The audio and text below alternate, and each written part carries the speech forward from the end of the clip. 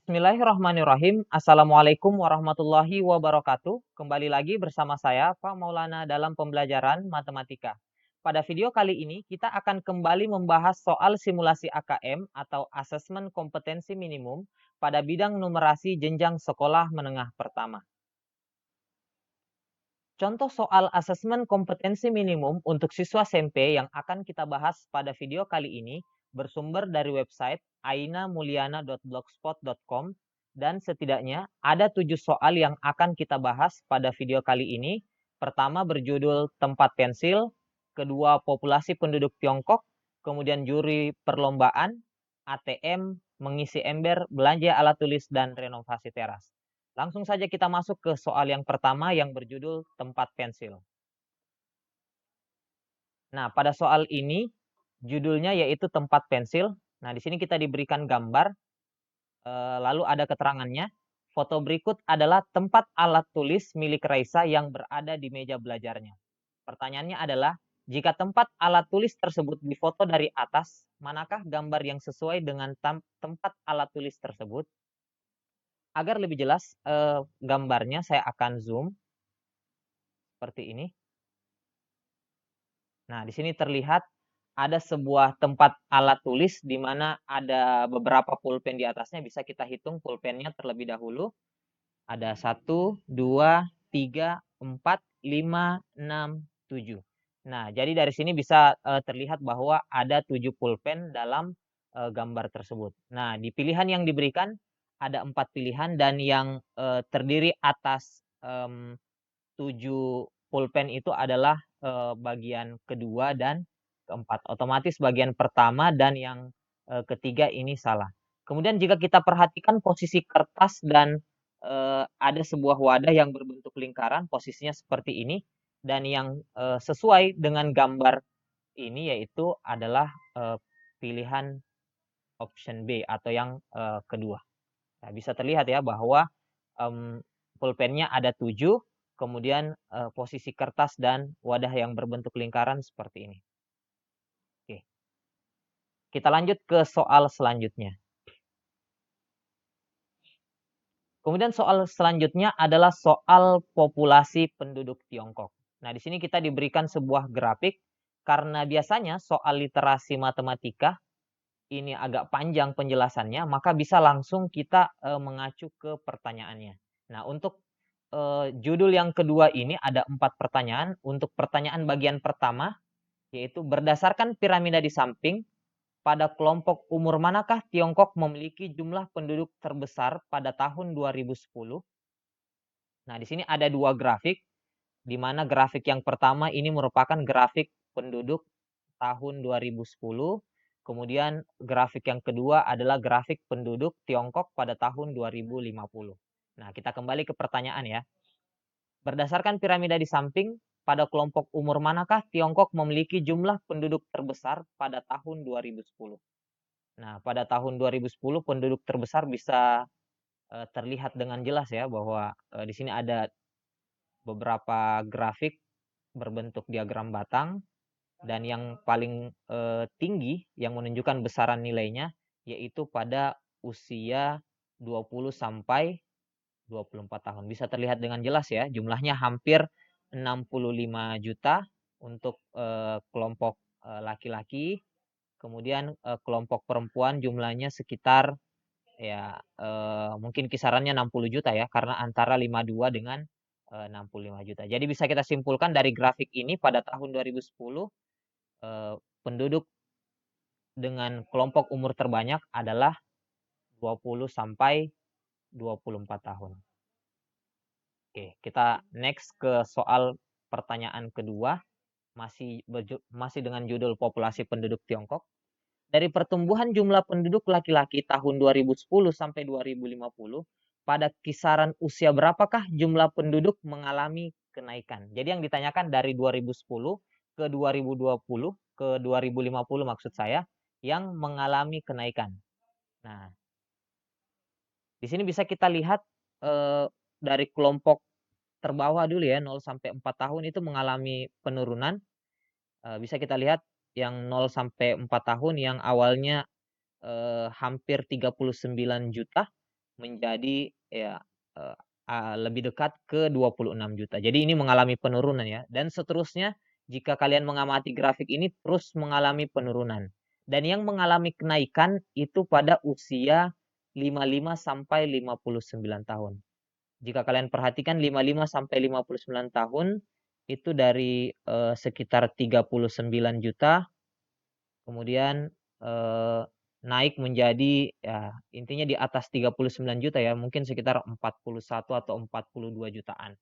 Begitu pula untuk umur-umur di atasnya 60 sampai 64 tahun, 65 sampai 69 tahun dan seterusnya sampai pada usia 100 tahun itu cenderung mengalami kenaikan pada tahun 2050. Jadi bisa kita tuliskan jawabannya adalah dari usia 55 tahun sampai 100 tahun. Oke, kita lanjut ke pertanyaan bagian kedua.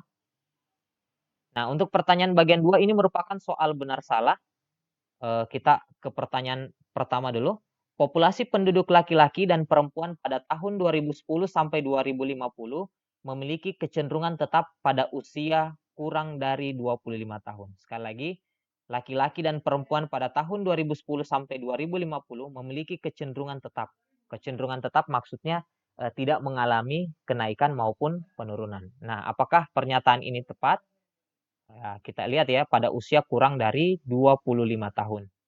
Nah, untuk usia kurang dari 25 tahun berarti pertama yang kita lihat adalah 20 sampai 24 tahun. Bisa kita lihat grafiknya lumayan tinggi. Kita lihat di tahun 2050 20 sampai 24 tahun itu berkurang sangat drastis. Nah, berarti dari sini bisa kita simpulkan bahwa pernyataan pertama itu salah. Jadi bukan tetap ya, tetapi mengalami penurunan. Jadi ini salah. Kemudian yang pertanyaan kedua, antara tahun 2010 sampai 2050, pertumbuhan penduduk laki-laki usia 40 sampai 44 tahun mengalami penurunan lebih dari 20 juta. Nah, bisa kita lihat ya. Apakah betul 40 sampai 44 tahun turun lebih dari 20 juta? Nah, bisa kita lihat bagian perempuan itu awalnya sekitar 55 juta. Nah, ini kita tidak bisa tahu dengan jelas ya, tapi kita bisa perkirakan pada tahun 2010 jumlah usia 40 sampai 44 tahun pada kelompok jenis kelamin perempuan itu sekitar 55 juta, turun menjadi sekitar ini ya 30-an juta lah. Tidak sampai 39 juta. Jadi sudah ada selisih sekitar 10 juta lebih. Kemudian untuk kelompok jenis kelamin laki-laki juga dari sekitar hampir 65 juta, mungkin sekitar 63 juta, turun menjadi 39 juta, bahkan tidak sampai 39 juta. Berarti turunnya sangat drastis, hampir 30 juta ya, 20 jutaan lebih. Jadi jika di total penurunannya itu berada pada kisaran 30 juta. Berarti untuk pernyataan yang kedua dikatakan mengalami penurunan lebih dari 20 juta itu sangat tepat, bahkan lebih dari 30 juta jika kita hitung secara kasar ya. Jadi ini pernyataannya benar. Oke. Lanjut ke soal selanjutnya. Berapa kisaran persentase penduduk laki-laki Tiongkok yang berusia 50 sampai 54 tahun pada tahun 2010 yang bertahan hidup sampai tahun 2050? Tuliskan langkah jawabanmu. Berarti yang kita cari usia 50 sampai 54 tahun pada tahun 2010. Nah, jadi yang laki-laki ya, untuk usia 50 sampai 54 tahun itu kisarannya sekitar 39 lebih sedikit ya. Anggap saja banyaknya populasi untuk 50 sampai 54 tahun itu berada pada kisaran 40 juta. Jadi bisa kita tuliskan karena diminta untuk menuliskan langkah. Berarti kita tulis banyak penduduk laki-laki Tiongkok tahun 2010 itu sekitar 40 juta. Oke, 40 juta jiwa ya. Kemudian kita lihat pada tahun 2050. Nah, karena pada tahun 2010 usia mereka 50 sampai 54 tahun, berarti 2010 ke 2050 itu berarti mereka sekarang sudah berusia sekitar 90 sampai 94 tahun. Berarti jumlahnya yang ini ya, merujuk ke grafik yang ini. 90. Dan jika kita perhatikan yang berusia 90 sampai 94 ini tidak sampai setengah dari ini ya, dari 0 sampai 13. Berarti kita bisa perkirakan tidak sampai 6,5. Berarti kita perkirakan ini mungkin kisarannya ada di 4 jutaan. Jadi bisa kita tuliskan banyak penduduk laki-laki Tiongkok. Ini usia tadi ya, usia 50 sampai 54 tahun pada tahun 2010 ya. Kalau yang kedua usia 90 sampai 94 tahun. Karena sudah 40 tahun kemudian.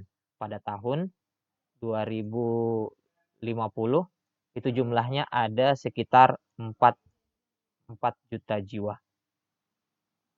Nah, berarti untuk mencari persentasenya sangat mudah, cukup kita bandingkan saja. Pada tahun 2050 itu ada 4 juta jiwa, terus pada tahun 2010 ada 40 juta jiwa, terus kita kalikan dengan 100%.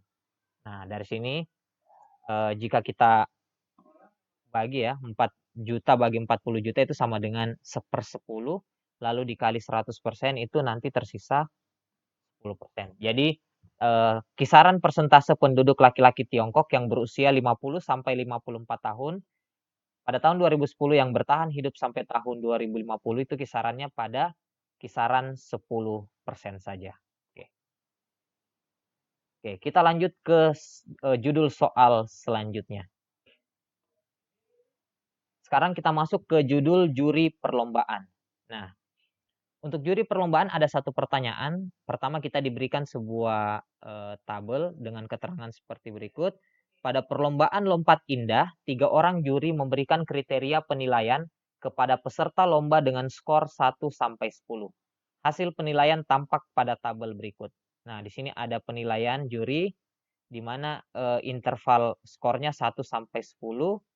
Kriteria penilaian ada 3, K1 untuk salto ke depan, K2 untuk salto ke belakang, K3 untuk salto kontra. Nah, di sini ada 3 atlet yang dinilai ya. Oke, supaya tidak terlalu berbelit-belit, langsung masuk ke pertanyaan. Jika salah satu peserta atlet lompat indah yang bernama Budi tidak dapat mengikuti perlombaan karena cedera, maka agar Anton dapat mengungguli Denny, maka kriteria manakah Anton harus meningkatkan prestasinya? Nah, karena Budi sakit, maka Budi tidak dihitung ya, karena cedera maksud saya. Berarti yang kita lihat cukup antara Anton dan Denny.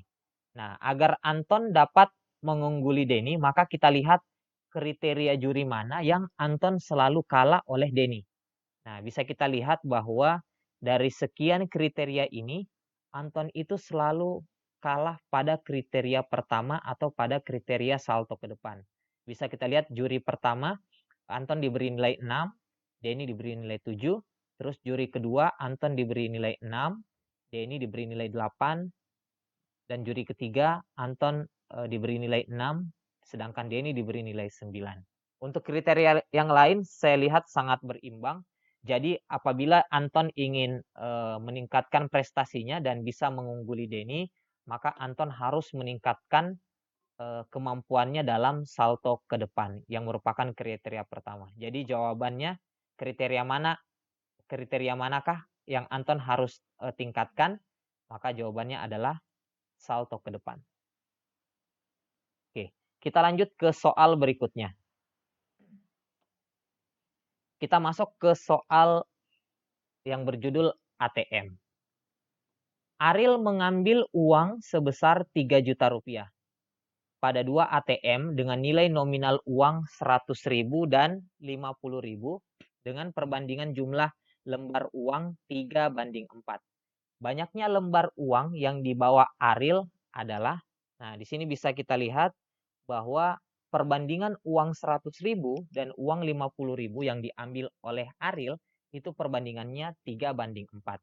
Nah, bisa kita tulis seperti ini ya, karena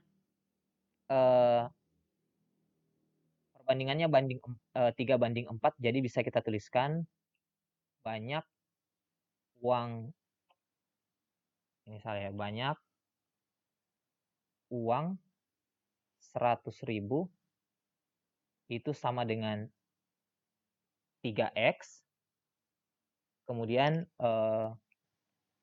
banyak uang 50.000 itu sama dengan 4X ya. Kenapa seperti itu? Karena perbandingannya 3:4. Jadi banyak uang 100.000 3X, banyak uang 50.000 sama dengan 4X. Nah, dari sini kita bisa simpulkan bahwa karena banyaknya 3X berarti total uangnya itu sama dengan 300.000 X. Kemudian untuk uang 50.000 total uangnya menjadi 200.000 X. Nah, karena jumlah uangnya adalah 3 juta, berarti bisa kita tambahkan 300.000 X ditambah 500.000. Maksud saya 200.000 X itu sama dengan 3 juta ya, karena banyaknya uang yang diambil itu sama dengan 3 juta. 300.000 tambah 200.000 itu sama dengan 500.000 X itu sama dengan 3 juta. Jadi X sama dengan 3 juta bagi 500.000 itu sama dengan 6. Jadi dari sini kita sudah peroleh X-nya sama dengan 6. Sehingga dari sini bisa kita tahu bahwa banyak uang 100.000 kan itu sama dengan 3X. Berarti 3 kali 6. Jadi banyaknya uang 100.000 itu ada 18. Jadi uang 100.000 ada 18. Kemudian untuk uang 50.000 banyaknya adalah 4X, yaitu 4 kali 6 itu sama dengan 20.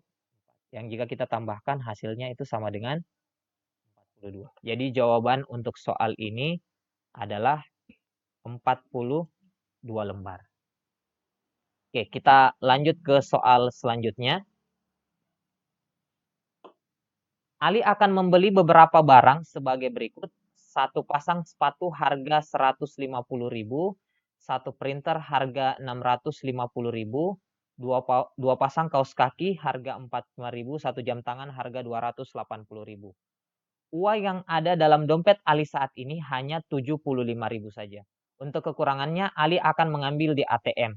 Apabila Ali berhasil menarik uang dari sebuah ATM dengan nominal 100.000 sebanyak 4 lembar, berapa lembar lagi uang yang harus diambil Ali dari ATM dengan nominal 50.000? Jelaskan langkah-langkahnya. Nah, pertama kita hitung dulu pembelian yang dilakukan oleh Ali. Nah, di sini terlihat bahwa jumlah pembelian yang telah dilakukan itu sama dengan satu pasang sepatu harga 150.000, lalu kita tambahkan dengan satu printer harga 650.000, kemudian dua pasang kaos kaki harga 45.000, berarti totalnya 90.000. Kemudian satu jam tangan harga 280.000. Dan jika kita tambahkan 150.000 ditambah 650.000 sama dengan 800 tambah 90, 890. Lalu 890 ditambah 280.000 itu sama dengan 1.170.000. Kemudian uang yang ada dalam dompet Ali saat ini hanya 75.000. Untuk kekurangannya, Ali mengambil di ATM di mana dia berhasil menarik nominal 100.000 sebanyak 4 lembar. Berarti uang Ali saat ini itu jumlahnya sama dengan 75.000 ditambah 4 lembar uang 100.000 ya, berarti 400.000. Berarti totalnya sama dengan 475.000. Nah, berarti agar bisa membiayai pembeliannya, maka sisa uang yang dibutuhkan oleh Ali itu sama dengan 1.170.000 dikurang 475.000. Jadi hasilnya sama dengan, ya, jadi jika kita kurangkan terlebih dahulu ya, 1.170.000 dikurang 475.000 itu sama dengan 695.000. Jadi uang yang dibutuhkan Ali adalah 695.000. Karena Ali ingin menarik uang dalam ATM dengan pecahan nominal 50.000, jadi banyak uang 50.000 yang dibutuhkan. 50.000 yang dibutuhkan itu sama dengan, berarti langsung kita bagi saja ya, 695.000 dibagi dengan 50.000. Nah, jika kita bagi 695.000 dibagi dengan 50.000, hasilnya sama dengan 13,9. Tetapi kan uang 50.000 tidak mungkin kita tarik dalam satuan dalam nilai yang desimal. Berarti kita bulatkan, hasilnya itu sama dengan 14. Jadi banyaknya uang yang harus diambil Ali dari ATM dengan nominal 50.000 adalah 14 lembar. Jadi kita tulis kesimpulan ya. Jadi uang 50.000 yang harus ditarik Ali dari ATM adalah 14 lembar. Oke, sampai sini sudah selesai. Oke, kita lanjut ke soal selanjutnya. Soal mengisi ember. Di sini kita diberikan sebuah gambar ember. Gambar ember di samping jika akan diisi air dengan debit air yang tetap. Manakah grafik tinggi waktu berikut yang menunjukkan proses ketinggian air dalam tempat saat pengisian air? Nah, di sini terlihat bahwa ada grafik yang menunjukkan waktu dan tinggi air. Secara logika jelas bahwa jika waktunya semakin lama, maka ketinggian air dalam ember pasti akan semakin tinggi. Jelas ya, semakin lama pasti akan semakin tinggi. Karena debit air yang kita masukkan tetap, maka ketinggiannya pun akan naik secara tetap. Jadi dari pilihan ini yang betul itu adalah A, karena grafiknya akan naik secara tetap. Kalau C dan D kan naik tetapi tidak tetap, sedangkan B ini malah tinggi airnya konstan. Tidak mungkin ketika diisi tingginya datar terus ya, tidak bertambah. Jadi akan bertambah secara konstan. Jadi jelas jawabannya adalah A. Oke, kita lanjut ke soal selanjutnya. Masuk ke soal belanja alat tulis. Nah, di sini ada tempat pensil Nai sudah rusak dan ia harus membeli tempat pensil baru. Pilihlah alat tulis yang dapat dibeli oleh Nai dengan uang yang dimilikinya dengan cara mendrak gambar alat tulis ke dalam keranjang belanja. Saat libur kenaikan kelas hampir berakhir, Nai ingin membeli sejumlah alat tulis baru. Nai membawa uang 50.000 dan pergi berbelanja ke toko buku. Berikut daftar harga dari alat tulis yang Nai rencanakan untuk dibeli. Nah, karena tadi sudah dikatakan bahwa tempat pensil Nai rusak, jadi kita beli dulu ya tempat pensil. Jadi caranya kita klik, lalu ditekan atau istilahnya di drag, kita tahan, lalu kita klik ke keranjang. Nah, harganya adalah 20.000. Karena uang Nai 50.000 masih sisa 30.000 lagi. Jadi selain tempat pensil, kita bisa pilih sesuka kita ya untuk dibeli. Karena kita punya uang 50.000, usahakan uangnya tidak lebih dari 50.000. Nah, misalkan karena kita sudah beli tempat pensil 20.000, kita beli lagi ballpoint seharga 10.000, jadi sudah 30.000. Terus kita beli pita pengoreksi 15.000, jadi totalnya sudah 45.000. Lalu kita beli satu lagi ya, stabilo. Nah, jadi dari sini sudah totalnya 50.000. Jadi uangnya sudah habis. Oke. Kita lanjut ke pertanyaan bagian 2, masih belanja alat tulis. Nah, ketika Nai ingin membayar, kasir mengatakan ada diskon khusus untuk pelajar sebesar 20%. Berapakah nilai total pembelian yang dapat dibayarkan dengan uang 50.000 milik Nai? Nah, karena ada diskon 20% berarti kita tuliskan ya, harga yang dibayarkan oleh Nai, harga yang dibayarkan oleh Nai kan ada diskon 20% ya. Diskon 20% berarti harganya sekarang itu tersisa 80% dari 80% dari harga yang dibayarkan oleh NAI. Jadi 80% dari harga barang ya, harga barang yang dibeli oleh NAI. Nah, karena NAI memiliki uang 50.000, maka harga yang dibayarkan oleh NAI hasilnya harus 50.000. Nah, karena 80% kali harga barang sama dengan 50.000, berarti bisa kita tuliskan, oh tidak bisa di-enter ya, tidak bisa di-enter. Nah, dari sini karena 80% kali harga barang itu sama dengan 50.000, berarti bisa kita tuliskan berarti harga barang itu sama dengan 50.000 dikali 100 per 80. Nah, jadi harga barang itu sama dengan 50.000 kali 100 per 80.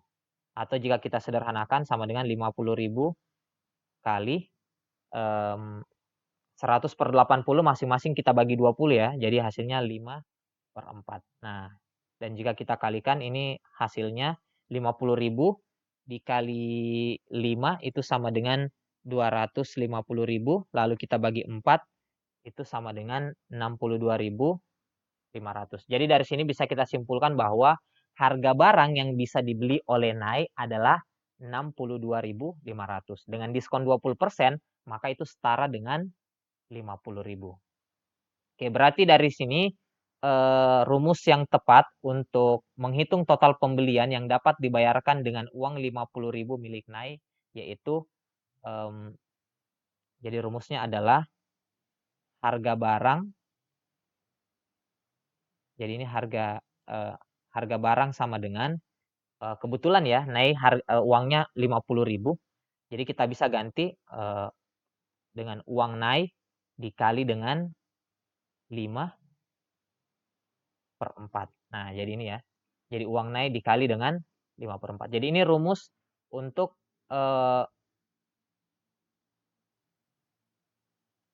oke. Jadi ini rumus untuk menghitung harga barang yang akan dibeli oleh NAI. Jadi uang NAI dikali dengan 5/4. Oke, kita lanjut. Nah, NAI memutuskan untuk mengatur ulang barang-barang yang telah dibeli. Karena ia tidak hanya memerlukan tempat pensil, tetapi juga ingin membeli pensil mekanik, drag and drop setiap barang dari keranjang maupun daftar, sehingga NAI dapat berbelanja sebanyak mungkin dengan uang yang dimilikinya dan memanfaatkan keuntungan diskon 20%. Nah, karena NAI punya uang 50.000 dan dia punya diskon 20%, berarti tadi sudah kita hitung bahwa pembelanjaannya maksimal adalah 62.500. Jadi NAI bisa belanja secara maksimal dengan total biaya 62.500. Oke, jadi yang bisa dibeli oleh NAI pertama ada tempat pensil, lalu ada ballpoint, pita pengoreksi, stabilo, totalnya tadi 50.000. Jadi bisa kita tambah lagi ya sebanyak 12.500. Jadi kita bisa beli penggaris dan kita bisa beli spidol. Jadi total pembelian NAI adalah 62.500. Jika 62.500 ini didiskon itu setara dengan 50.000. Oke, kita lanjut ke soal terakhir yaitu soal renovasi teras. Oke. Nah, untuk soal renovasi teras di sini ada 3 buah pertanyaan. Pertanyaan pertama adalah ayah berencana merenovasi teras rumah. Tidak hanya mengecat ulang dinding teras tetapi juga mengganti ubin teras dengan motif dekoratif seperti gambar berikut. Teruskan pengubinan di atas dengan memindahkan 6 ubin di bawah ini di kotak yang kosong. Gunakan tombol putar untuk memutar setiap ubin. Nah, dari sini jelas polanya seperti ini. Jadi jika kita ingin isi ubin yang ini berarti ini bisa kita putar dengan cara mengklik lalu kita tarik seperti ini. Nah, kemudian ini juga bisa kita putar seperti ini. Oke, jika sudah sesuai kita tarik ke sini. Lalu ini kita letakkan kembali ke sini. Kemudian ini kita putar, lalu kita letakkan di sini. Kemudian ini juga bisa kita letakkan di sini ya. Kemudian yang terakhir, nah, oke, jika sudah sesuai bisa langsung kita letakkan di sini. Sampai sini sudah bagus ya motifnya. Oke, kita lanjut ke soal bagian kedua. Nah, soalnya adalah teras rumah yang akan direnovasi berukuran 3 meter kali 1,6 meter. Setiap ubin berukuran 20 cm kali 20 cm. Ubin-ubin tersebut dijual dalam satuan kardus. Setiap kardus berisi 12 keping ubin. Berapakah kardus yang harus dibeli oleh ayah untuk keperluan renovasi? Nah, agar kita tahu berapa kebutuhan, maka kita bisa menghitung luas terasnya terlebih dahulu. Jadi luas teras rumah, nah karena di sini satuannya adalah sentimeter pada ubinnya, maka ini juga harus kita ubah jadi sentimeter ya. Jadi ini ukurannya 300 cm kali 160 cm karena 1,6 meter ya. Jika kita kalikan 300 kali 160 itu sama dengan 48.000 cm persegi. Kemudian luas ubin di soal sudah jelas itu ukurannya sama dengan 20 cm kali 20 cm. Luasnya berarti 400 cm persegi ya. Oke. Nah, karena kita ingin tahu berapa kebutuhan ubin yang dibutuhkan, jadi bisa kita langsung bagi ya ubin yang dibutuhkan ya ubin yang dibutuhkan itu berarti langsung kita bagi 48.000 dibagi dengan 400. Jadi 48.000 dibagi 400 itu sama dengan 120 ubin. Nah, berarti dari sini kita tahu bahwa kebutuhan ubin ayah itu adalah 120 ubin. Nah, karena setiap kardus berisi 12 keping ubin, jadi banyak kardus ubin itu sama dengan 120 ubin dibagi dengan 12 keping. Karena satu kardus itu 12 keping ubin. Jadi banyak kebutuhan ubin yang dibutuhkan adalah 10 kardus. Oke, karena 120 dibagi dengan 12. Oke, langsung kita lanjut ke soal terakhir. Nah, soalnya adalah ibu menyarankan bagian keliling tepi dari teras selebar 20 cm. Digunakan ubin dengan motif polos. Jika ayah menyetujui saran ibu, berapakah jumlah keping ubin bermotif dekoratif yang sekarang diperlukan ayah untuk merenovasi teras rumah? Nah, karena di sekeliling teras rumah diperlukan ubin dengan motif polos, yaitu ubin bermotif dekoratif di sekitar di sekeliling kamar, di sekeliling teras rumah ya. Nah, untuk mencari luas ubin di sekeliling ini, caranya adalah dengan menghitung luas persegi besar yang ini dengan ukuran 3 meter kali 1,6 meter. Kemudian kita kurangkan dengan luas persegi panjang yang di tengah ini. Jadi sekali lagi untuk menghitung luas yang berwarna orange ini, caranya adalah luas persegi panjang berukuran 3 meter kali 1,6 meter ini, kemudian kita kurang dengan luas persegi panjang yang ada di dalam. Nah, ukuran luas persegi panjang yang kecil ini tuh karena di samping ini ada tehel, bukan tehel ya, tadi sebutannya ubin. Ada ubin berukuran 20 cm. Jadi ini kita kurangkan 20 cm ke kiri dan 20 cm ke kanan. Jadi tersisa ini bisa kita tuliskan ya. Jadi ini kan jaraknya 20 cm ya. Ini 20 cm, ini juga 20 cm. Berarti di sini sisanya 300 cm dikurang 40 cm. Berarti ini panjangnya adalah 260 cm. Terus karena lebarnya 1,6 meter atau 160 cm, kemudian kita kurangkan 20 cm di atas, kemudian 20 cm di bawah. Jadi lebar persegi panjang yang putih ini itu sama dengan 120 cm. Nah, jadi dari sini bisa langsung kita hitung ya. Luas persegi panjang yang besar ya, luas persegi panjang besar persegi panjang besarnya itu sama dengan 300 cm kali 160 cm itu sama dengan 400 maksud saya 48.000 cm persegi. Kemudian luas persegi panjang kecil itu sama dengan 260 cm kali 120 cm. Dan jika kita kalikan 260 kali 120 itu sama dengan 31.200 cm persegi. Nah, dari sini berarti kita tahu bahwa luas ubin yang dibutuhkan